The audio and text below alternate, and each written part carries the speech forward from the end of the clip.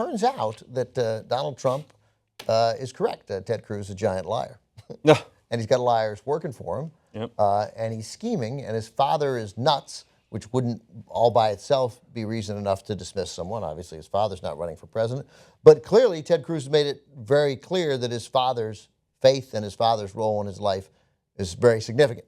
So you can't just dismiss Ted Cruz's father, because Ted Cruz keeps talking about his father, who keeps traveling the country and preaching very scary, nonsensical things. But first, let's get to the lying part of Ted Cruz. And again, this wasn't Cruz himself, but it is a dismissiveness with truth, which at least people should be aware of. Again, for a guy who has cloaked himself as the moral candidate.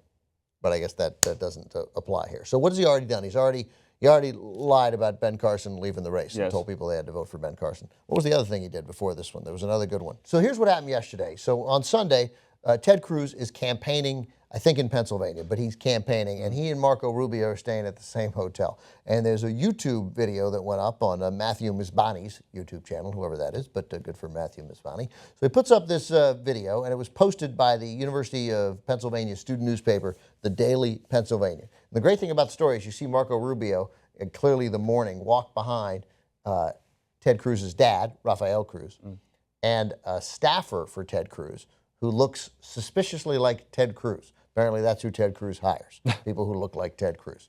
And the staffer is reading a book, and Marco Rubio makes a comment on it. Here's the video as posted, and pay attention to what the book is. Here's the video as posted at the Daily Pennsylvanian, later retweeted by the Cruz campaign. I wouldn't write that.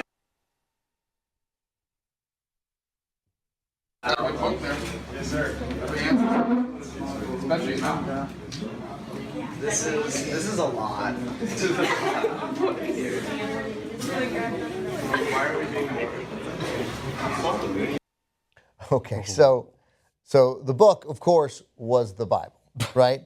Then Rick Tyler, who I believe is the national spokesman for the Cruz campaign, put up a tweet from the Daily Pennsylvanian that had the video, and the tweet said this: "Watch Marco Rubio's awkward remark about the book a Cruz staffer was reading in the hotel lobby. What book was it?"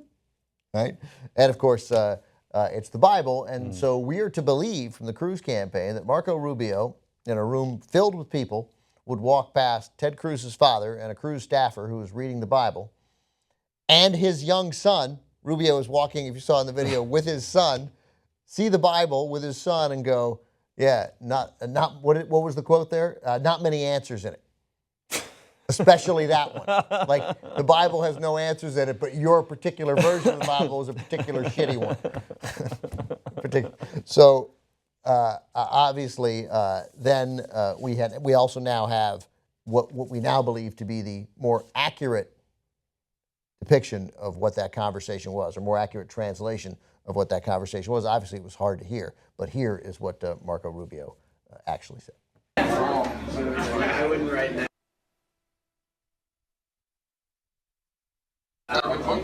Yes, sir. Especially now. This is a lot. Oh. So it's actually the opposite. Yeah. It's the exact opposite. All the answers in it, as opposed to not many None answers. of the answers. None of the answers, but he actually said all the answers. Because of course that's what he said, because Marco Rubio is at least a moderately skilled politician. Right. Yeah, I mean, nobody on any, Bernie Sanders doesn't go, ugh, drivel the Bible, right? I mean, and so the Cruz campaign has now come out and apologized. Rick Tyler says, "I want to apologize to Senator Marco Rubio for posting an inaccurate story about him earlier video." But today, moments before Rick Tyler went on MSNBC with Kate Snow, he got up out of his chair and left because Ted Cruz had just fired him.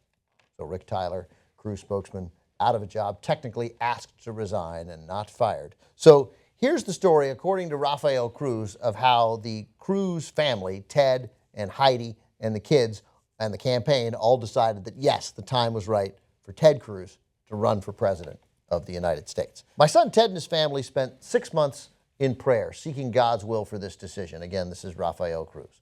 But the day the final green light came on, the whole family was together.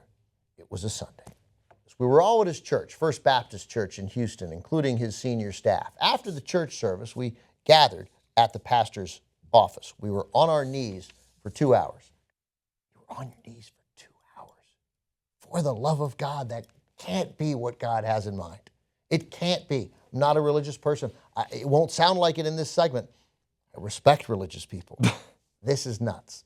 Okay, they were on their knees for 2 hours, seeking God's will. At the end of that time, a word came through his wife, Heidi, and the word came just saying, this is what Heidi heard, seek God's face, not God's hand. And I'll tell you, Rafael Cruz continues, it was as if there was a cloud of the Holy Spirit filling that place. Some of us were weeping, and Ted just looked up and said, Lord, here am I. Use me. I surrender to you. Wow. Whatever you want. And he felt that was a green light to move forward. Wow. I never understand religious people. No. I don't understand I do understand religious people. I don't understand direct religious reading of text. And I never understand stuff like this. And the word came just saying, seek God's face, not God's hand. And he thinks that means run for president. Like, I don't know. What is that like? I don't know. Isn't there a piece of toast that's got the face of Jesus on it or something? Is that what that is? I don't know. But how would hearing seek God's face, not God's hand mean run for president? Like, am I missing something obvious? No. You're right. I don't know what that means either. I don't know how that is. I don't know how that is a message. Why he has to be so cryptic? God's always very cryptic, isn't he? He's never clear. When he comes down with his pronouncements, he never just said, Ted, run for president. He has to. It's sort of smoke and mirrors. It's like a parlor game. Ted, you were the one. That's enough. That'll do. That's clear, unequivocal. That'll do. Clear enough. That'll do. Right. I mean, it's a big decision I'm making here. It is your time. Also clear enough. Right, I can see that. But seek God's hand, not God's hand. Don't get it. It's always so cryptic. I don't know what that swelling of that noise was. I think they were just getting hungry. On my knees. Raphael's knees. Yes, his knees. He's been on his knees for 2 hours. Yeah, for the love of poor old boy. Yeah. All right, so real quick, one other thing from this piece. So the piece talks about how Rafael Cruz is an advocate of Christian dominionism, holds that fundamentalist Christians should take over, as David Korn says, just about everything. Those views tend to be rather harsh. He has referred, it says here, to the theory of evolution as a diabolical plot mounted by Marxists. Quote, the number one tool for communism to destroy religion, to destroy the concept of God. Evolution, Rafael Cruz has claimed, is one of the most effective tools to impose communism. Continuing, he has repeatedly said same-sex marriage is a satanic scheme, noting in a talk to a Republican group in 2013 that homosexual marriage has nothing to do with, quote, homosexual rights. Of course not. It has to do with the destruction of the traditional family, so there is no loyalty to the family. Loyalty is to the government. Government is your God. I do love it when evangelicals or Christians, it's love thy neighbor. Bible very clearly, love thy neighbor, unless thy neighbor happens to be thy gay neighbor, in which case thy gay neighbor is an abomination and it's a communist plot. And I mean, it unravels so rapidly. Then love thy neighbor across the street. Yeah. Right, a different neighbor. Turn thy cheek.